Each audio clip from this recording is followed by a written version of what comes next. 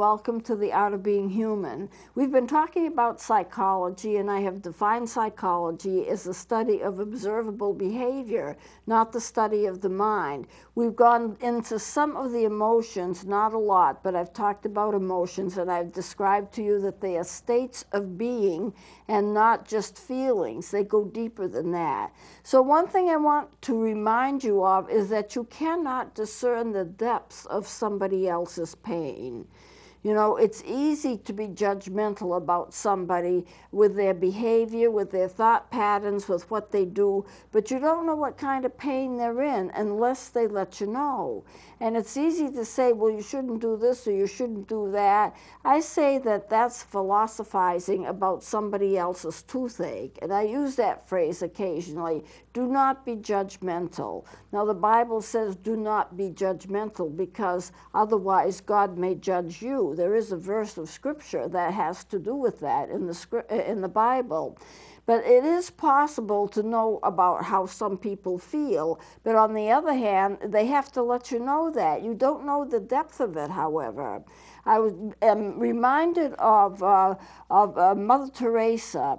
Mother Teresa did a wonderful job of taking care of people, did a lot of wonderful things, and started a movement of nuns, which still to this day takes care of people, and she did wonderful work. However, most people don't realize that Mother Teresa, for most of her life, with an exception of a 2-week period, was very, very severely depressed. Terribly, terribly depressed. I've studied this, I've looked it over, I've read books about her depression. She never really got any help with it. She would go to her superiors in the religious community and talk to them about how seriously depressed she was and how she couldn't take it anymore, but she just plugged along and kept going and kept going and kept going.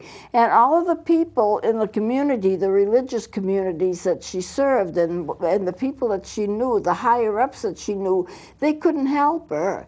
They would talk with her about the depression. Why didn't somebody send her to a psychiatrist? Why didn't somebody send her to a person who was a professional counselor to help her with it? Because I really think they could have gotten her out of it, or they could have helped her a great deal. I think myself it was a unipolar depression, because in bipolar you have the swings of being extremely high or extremely low. And the books I've read describe a 2-week period in which she was so happy. She thought she was being healed. And then after that 2-week period, which was probably like a pre-mania, she went down and sunk right down into her depression again, and she never got out of it. And so she continued to work and do her work, but she was very, very, very depressed. So when somebody comes to you and they tell you they're depressed, or they're not feeling good, or something's wrong, you don't know how deep that goes. So it behooves us not to judge. We cannot judge people on their pain because we don't know what's causing it. And remember, a lot of times people judge others in terms of their behavior that they see. Well, if you didn't smoke, you wouldn't have cancer. If you didn't do this, that wouldn't have happened. And so they're judgmental in that way. But they don't know what the person is going through. They're not walking in their boots, and so therefore judgment should not be made.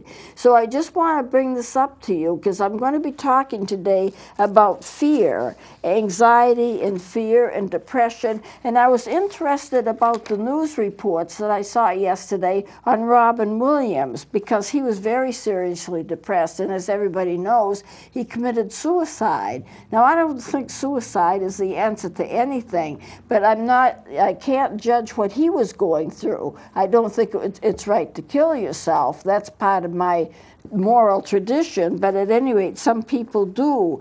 He was diagnosed, and I just took some notes on it. He was diagnosed with Lewy body dementia. This is not an ordinary depression he had. He didn't just have the blues. He was also diagnosed with early onset Parkinson's. I don't know that there is a relationship with Lewy body dementia and Parkinson's. I've never read that there was a connection between them. But what I didn't realize with Lewy body dementia, how much the brain changes. The brain actually becomes destroyed. And on the show that I saw, it showed various kinds of of scans of his brain and how it changed from one to another, to another, to another. And she sent those scans off to people who specialize in that illness, and they said it was the worst case they ever saw. What was happening was his brain was being destroyed. And as the brain gets destroyed, you lose your normal mental functioning. The cells are dying.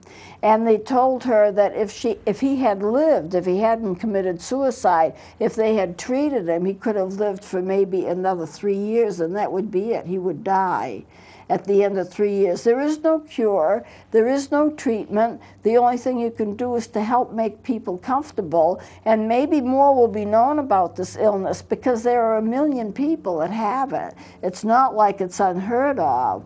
I've heard of people having illnesses in which there are only 3 cases in the whole world. However, this is 1 million people suffering from this particular illness, and their brains are changing, and their brains are being destroyed, and there's nothing they can do about it, and they're getting horrible symptoms. The symptoms, by the way, anxiety, depression, dementia, paranoia, hallucinations, and there's a whole long list, but that's part of the main symptoms that they have.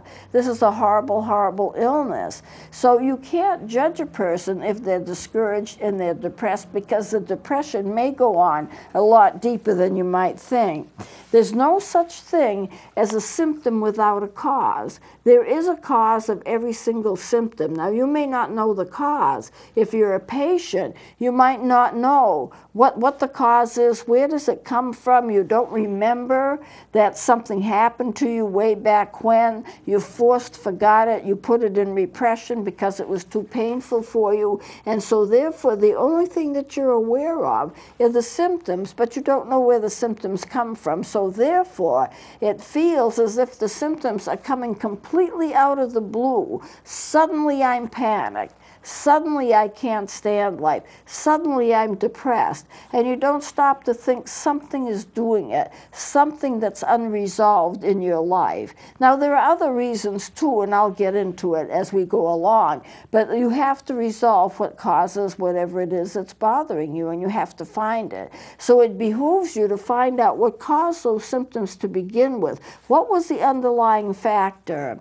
And that's the reason why psychotherapy can take a fairly long period of time, because it's hidden. The real causes of the distress are hidden, and you need to go down in and find it, and that's like unraveling yourself. It's like peeling off the layers like an onion, and finally it will reveal itself when you're ready to hear it, when you're ready to see it. The marvelous thing about the brain is that it covers these things. It puts them in repression so that you don't feel the pain of it, so you don't even think about it. And then when something happens and it triggers a reaction, you get an emotion from that situation, but you still don't necessarily recognize what the original situation was. Then as you go through therapy, just gradually over a period of time, and you get to trust the therapist as they show themselves to be trustworthy to you, and then that you kind of peel off the layers as you're talking, and as your brain feels comfortable enough to let you see what it is, the brain will reveal it. It'll reveal it on its own, and you'll have this memory, oh, this is it. This is what happened to me. This is what happened when my uncle abused me, or this is what happened when I was thrown from the car, or this is what happened when my mother took drugs. It could be any number of things, but it could be so traumatic, especially to a child, that all of those traumatic incidences become buried. And then when they become buried, you don't see them. It's as if they're not there. And that's the whole purpose of repression, to protect you from the horrible memories that you would have if you remembered everything. But then you see, you get the symptoms of depression and anxiety, and I hate myself, and nobody likes me, and I can't do anything right, and I'm depressed all the time, and I'm anxious all the time. There's a reason for it, and in therapy you go down and you find out what that reason is, and when you're ready to receive that, it will come up naturally and you'll know what it is. And in that, there will be a key to your healing, because you can heal from that. So you just have to remember there's no such thing as a symptom without a cause, even though you don't know the cause. But the symptoms can be very real and very painful. It's painful to go through life like that with depression and anxiety. So what I want to do is to show you a chart that I have here on the kind of like the anatomy of fear. How does it get started? So I'd like to focus on this chart.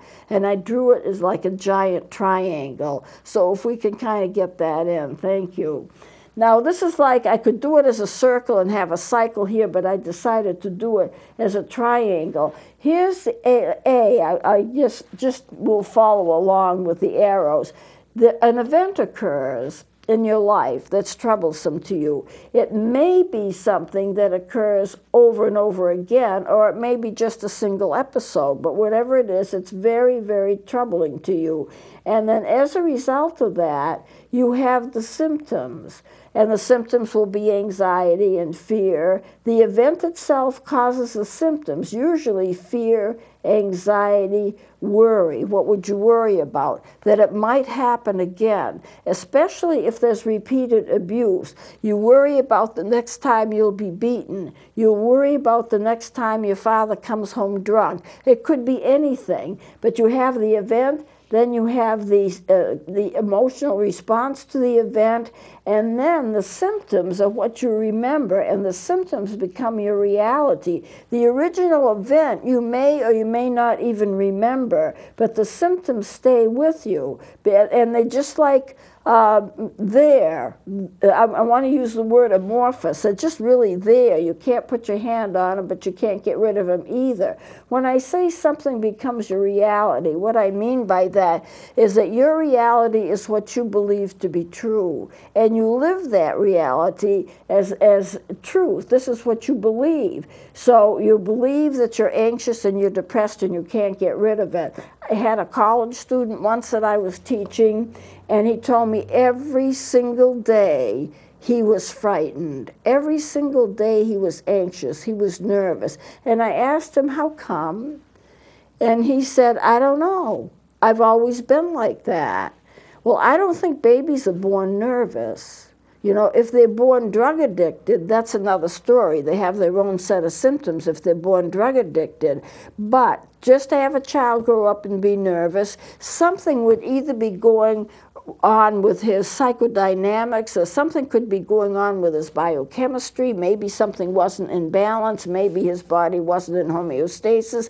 There could be something going on physiologically, and that maybe his mind was perfectly normal and he didn't have any problems, but somehow the body chemistry was amiss. That could do it. But at any rate, that's what he talked about. Well, back to this chart. The symptoms become your reality. And then you go in for treatment. What kind of treatment do you get? What you really want is to have help to stop the symptoms because they're troubling to you. That's what you really want. A good therapist will go beyond that. They may give you, if it's a psychiatrist and a doctor who can prescribe medications, they may give you medications to help calm you down, and then dig in and find out what caused it to begin with. Because you're not really going to get rid of it until you understand what happened. Now, I'm not saying you have to understand every single thing that's ever happened in your whole life, but there's a pattern of events. You know, if you're going to be abused, and you're going to be abused by, say, your father, I'm just using this as an example, and this abuse is going to continue and continue and continue and continue. What we don't have to know every single time it happened in order for you to get help. What we need to know is what the pattern of events was. Well, he came home drunk every Friday and he beat me. So that's something that happened every Friday. We need to know the pattern of things that happen, but not necessarily every event. Once we have the pattern of things that happen, when things start to improve, they improve drastically and within a short period of time. So you seek help to stop the symptoms, and then the treatment that you get, if you get it, some people won't get treatment, but if you get it, then it will either be successful or no help occurs and the symptom remains. It depends upon the quality of the treatment. If you don't get help, then you jump back here across this little arch and you go right down here and you don't remember the events, but you have the symptoms still. But normally what happens is that if you stay in therapy long enough, you will know what happened eventually. Now, it may take time, but as I tell my clients who came in to see me a lot, I would say, you know, it doesn't take near as long to get well as it took to get sick. In other words, you may have had symptoms and you may have had problems and you may have had emotional distress and abuse or whatever it was for years and years and years and years. But it's not going to take years and years and years and years to get over it. You will get well a lot more rapidly than you develop the problem. But you have to dig in on that problem. So a lot of people, a lot of psychiatrists, and usually when I did counseling, I would also work with the person's doctor, because the doctor would medicate, and sometimes it was a psychiatrist. I worked with psychiatrists a lot. They would give medications to help them be comfortable. Then as I did the counseling, I would be able to get into those areas where there was a lot of problems, and we would gradually unravel, and they would do it at a pace that was safe for them. One thing about the brain, and I really am glad that the brain kind of organizes itself, it does not usually allow you to remember too much too soon, because it can be very painful. So instead of that, you remember things gradually. That's a safe pace for you, and I never rush it. I never rush it, because if I rush it and you go too deep too soon, then there are a lot of things that the person has to deal with that they're not ready to deal with. So we take it on a gradual basis, and when they get ready, things just get revealed to them. We work with it, then that's an end of a problem. It doesn't have to come back to haunt you. You might remember it, of course, because it's there, it's a part of your history, but it doesn't mean it's going to keep coming back to haunt you all the time.